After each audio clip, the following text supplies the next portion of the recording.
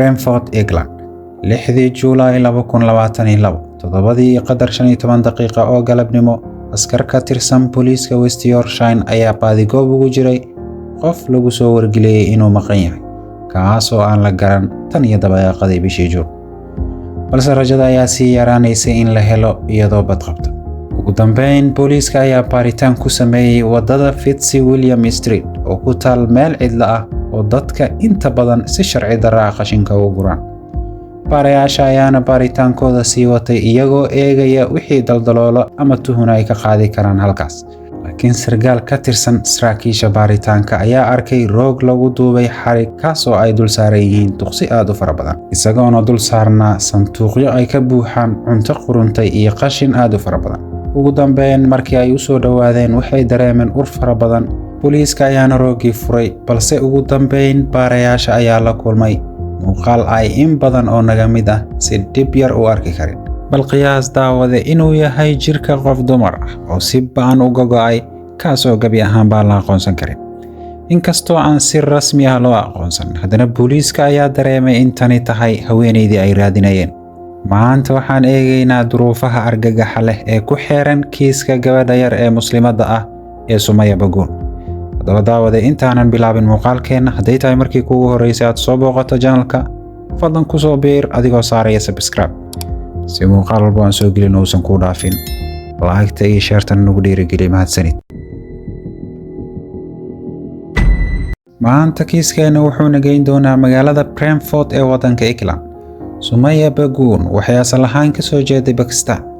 qoyska Sumaya wuxuu ahaa qoys Pakistaani ah oo ku noolaa magaalada Brentford ee waqooyiga England. qoyskan Pakistaaniga ah ayaa door weyn ku lahaa khilaafaadyada qoyska gudihiisa, kaasoo la sheegay inay sabab u noqdeen maqnaanshaha iyo geerida Sumaya. Sumaya Bagun waa 20 jir da'yar ah, taasoo wax ka baratay jaamacadda Leeds University, iyadoo ahayd ardayad dadaal badan, waxbarashadana ahayd qofka ugu sarreeya kulliyadooda, taasoo ka shaqayn jirtay xarun lagu daryeelo dadka waayeelka iyo kuwa naafada ah. aadna u jeclayd shaqadeeda, balse baraheeda bulshada waxay horey u soo gelisay iyadoo leh, ma hubo dariiqa aan mari doono maadaama aanan khibrad horey u lahayn daryeelka, laakiin tan iyo markii aan ku biiray waxaan helayaa waqti ugu filan iyo dhiirigelin. guud ahaan waxaan aad ugu faraxsanahay inaan ka mid noqdo kooxda. Sumaya waxay ka soo jeeday qoys ballaaran, kaas oo ay dhex taalay colaad soo jireen ah. colaadda qoyskeeda dhex taalay aawadeed, Sumaya iyadoo 16 jir ah waxay u tagtay booliiska, taasoo u sheegtay in reerkeeda ay ku qasbayaan inay guursato in adeerkeed oo ku noolaa Pakistan. hase ahaatee, qoyskeeda ayaa ugu hanjabay inay guursanayso, sidaa darteed waxay qaadatay go'aan geesinimo leh oo ay ugu tagto booliiska si ay ula socodsiiso arrinkaas. 7 Sebteembar 2020 maxkamadda ayaa soo saartay amar lagu ilaalinaya iyada iyo walaalaheed, kaasoo ahaa ilaalinta guurka qasabka ah ama in laga kaxeeyo waddanka. intaa kadib, dhammaan carruurta ayaa laga saaray gurigii waalidiintood. Sumaya waxay u guurtay guri kale, taas waxay siisay xorriyad iyo madax bannaanidii ay rabtay. waxay aad ugu faraxsaneyd inay cuni karto waxa ay rabto, xiran karto waxa ay rabto, telefishinkana ay fiirsan karto, asxaabteedana ay la kulmi karto xilliga ay doonto. 25 Juun 2022 CC kaamirada ayaa duubtay muuqaalka Sumaya oo kasii baxaysa xarunteeda shaqada 10 habeenimo ee saqdi dhexe.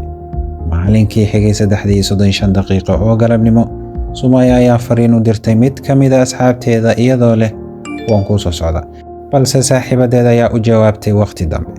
fariintiina uma bixin, taasoo ay u fahantay inuu ka damay telefoonka. hase ahaatee, saaxiibadeed walwalka ayaa kusii kordhay. maalinkii xigay waxay la xiriirtay qoyska Sumaya inay ka warhayaan iyo in kale, waxaana loo sheegay inaysan waxba ka ogeyn. isla markiiba Sumaya adeerkeed guriga ayuu ku soo laabtay, wuxuuna sheegay in albaabka horey laga furay, taasoo ahayd waxaan caadi ahayn. markii uu soo galay guriga, wuxuu arkay Sumaya adeerkeed oo ah isaga walaalkiis Maxamed Duud Qaan oo guriga jooga 6:30 daqiiqo oo galabnimo. waxa uu weydiiyey waxa uu halkan ka samaynayo, sababtuna tahay in aanan loo ogoleyn Maxamed inuu imaado guriga maadaama uu ahaa mid xadgudub iyo dhibaato badan horey u geystay. maxamed waxaa lagu helay dembiyo dhowr ah 23 Juun 2016 kaasoo lagu soo oogay eedeymo ka dhan ah in gabadhiisa uu u adeegsaday midi si uu ugu hanjabo isaga oo sheegay inuu gogoyn doono maadaama uu ogaaday inay la xiriirto wiilal.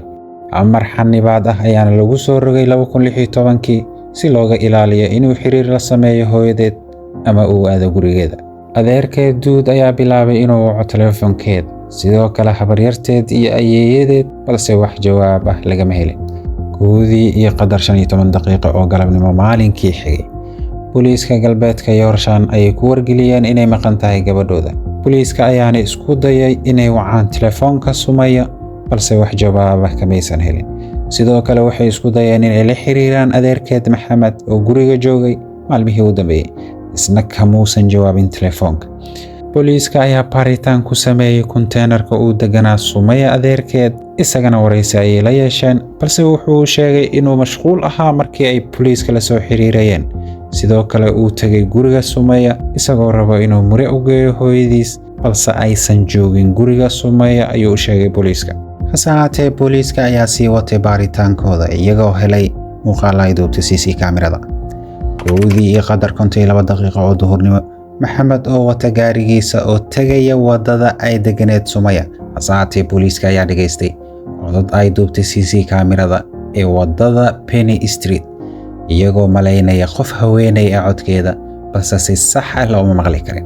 Laakiin intaas oo kaliya caddayn uma noqon karto kiiska. Mar kale CC kaamirada ayaa laga helay Maxamed oo gaarigiisa dhiganaya wadada Neil Line Street, isla markaasna uu saarayo wax u muuqday inay aad u culus yihiin.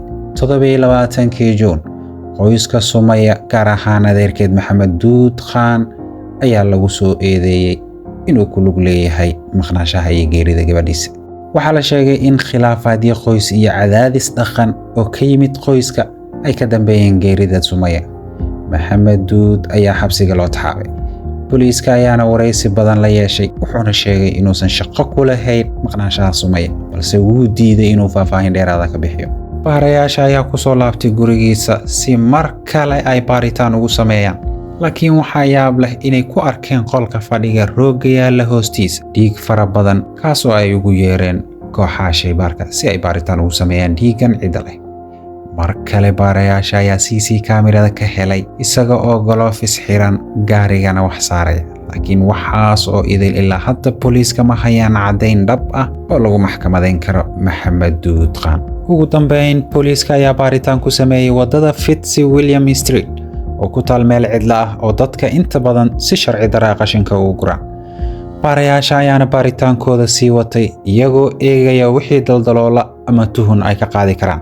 Laakiin sargaal ka tirsan saraakiisha baaritaanka ayaa arkay roog lagu duubay xarig kaasoo ay dul saaran yihiin tuqsi aad u fara badan, isagoona dul saarnaa sanduuqyo ay ka buuxaan cunto quruntay iyo qashin aad u fara badan.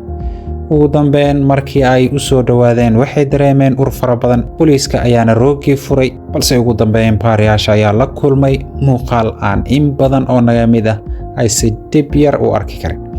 11 maalin kadib waxaa la helay meydka qof dumar ah kaasoo jirkiisa aad u gogo'ay. Sidoo kale baarayaasha ayaa sheegay inay jiraan caddeymo muujinaya in meydkan jirdil xoogan loo geystay, gaar ahaan madaxa iyo qoorta, taasoo sababi kartay dhimasho degdeg ah. Helitaanka meydkeeda ayaa xaqiijiyay cabsidii laga qabay inay geeriyootay. Dhaqaatiirta ayaana awoodi waayay inay si sax ah u xaqiijiyaan dhimashada Sumaya iyo heerka burburka, gaar ahaan madaxa iyo qoorta, balse booliiska ayaa sheegay in loo geystay weerar bahalnimo leh. Kalkaaliyaasha caafimaadka iyo dhaqaatiirta ayaa lagu sii wareejiyay si loo marsiiyo shaybaarka Faransiga. Wararka iyo newska warbaahinta ayaa ahaa maalinkaas inay tabiyaan weerarka bahalnimada leh iyo dilka loo geystay gabadhii yareed ee muslimadda ahayd ee Sumaya, wadanka oo idilna saameyn ka lahaa. Kiiska Sumaya Baguun wuxuu saameyn weyn ku yeeshay bulshada, gaar ahaan bulshada asal ahaan ka soo jeeda Aasiya ee ku nool Britain, iyagoo sameynaya mudaharaadyo iyo ololayaal lagu dalbanayo cadaalad. Sumaya kiiskeeda sidoo kale wuxuu iftiimiyay muhiimadda ay leedahay in la ilaaliyo xuquuqda haweenka iyo in laga hortago rabshadaha qoyska. Sidoo kale isla maalinkaas page-ka hore ee jaamacadda ayaa lagu daawacay dhimashada Sumaya, iyagoo sheegay inay ahayd arday dadaal badan, guud ahaanna jaamacadda oo idin laga jeclaa. Booliiska ayaa si toosa u yimid guriga Maxamed Duud Khan, xabsina u taxaabay maadaama hore loo sii daayay. balse waa markii lixaad oo booliiska ay waraysi la yeeshaan iyagoona u sheegay inay heleen meydka qof dumar ah, si weynna u rumaysan yihiin in Sumaya ay tahay, balse sidii horeba mar kale ayuu iska fogeeyey inuu ku lug leeyahay dhimashada gabadha uu adeerku yahay. balse booliiska ayaa weydiiyey waa maxay sababta gaariga aad u dhigatay meel ku dhow meesha laga helay meydka. wuxuu sheegay inuu xor yahay gaariga meeshii uu doonana u dhigan karo. sidoo kale gurigiisa meel ku dhagan ayay booliiska ka heleen mobile gubanaya, taasoo uu ku jawaabay waxba kama ogin. sidoo kale booliiska ayaa tusay CC kaamirada isagoo gaariga wax culus saaraya, iyadana wuxuu isku difaacay waxaas inay ahaayeen qashin. waxa dusha laga saarayna ay tahay dilka gabadha uu adeerku yahay. ugu dambeyn, Maxamed Duud Khan ayaa la horgeeyay maxkamadda magaalada Bradford ee waddanka England. dacwad ooga Jason Peter ayaa sheegay in Sumaya ay la kulantay dhimasho naxdin leh kadib markii uu weerar gacan ka hadal uu ku soo qaaday adeerkeed Maxamed Duud Khan. meydkeedana uu geeyay meesha qashinka lagu shubo si uu ula baaba'o qashinka si aan loo garan. balse qareenka difaacaya eedeysane Maxamed Duud Khan ayaa sheegay inuusan waxba ka ogeyn dhimashada, keliya xeer ilaalintana ay wado eedeyn balse caddayn aysan ku hayn. hase haatee qaadiga maxkamadda ayaa ku dhawaaqay in eedeysanaha aanu wax uga bixin intii ay socotay dacwadda. xeer ilaalintuna waxa ay sheegtay in sababta saxda ee ka dambaysa uu qarinayo maadaama dambiilaha dhabta uu yahay ayna u baahan yihiin waqti dheeri ah. ugu dambeyn, waxaa soo dhammaaday baaritaankii shaybaarka forensiga, iyagoo sheegay inay tahay Sumaya Baguun jirdil xooggan loo geystay, sidaa awgeed ay u geeriyootay. maxkamadaynta ayaa socotay 10 maalin. xeer ilaalinta ayaa isku soo ururisay dhammaan cadeymahooda, waxayna sheegeen in uu dilay Sumaya maadaama ay reerkeeda ka guurtay. wiilkii ay ku qasbayeenna ay diiday.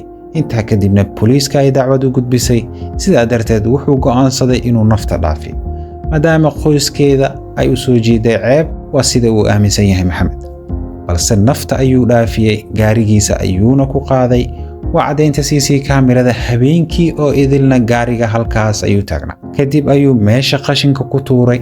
ugu dambeyn, maxkamadda ayaa ku dhawaaqday xukunka Maxamed Duud Khan, waxaana lagu helay dilka iyo jirdilka darajada koobaad ee uu u geystay Sumaya Baguun, waxayna ku xukuntay xabsi daa'in iyo sidoo kale qarinta uu qariyay oo 25 sano xarig ah.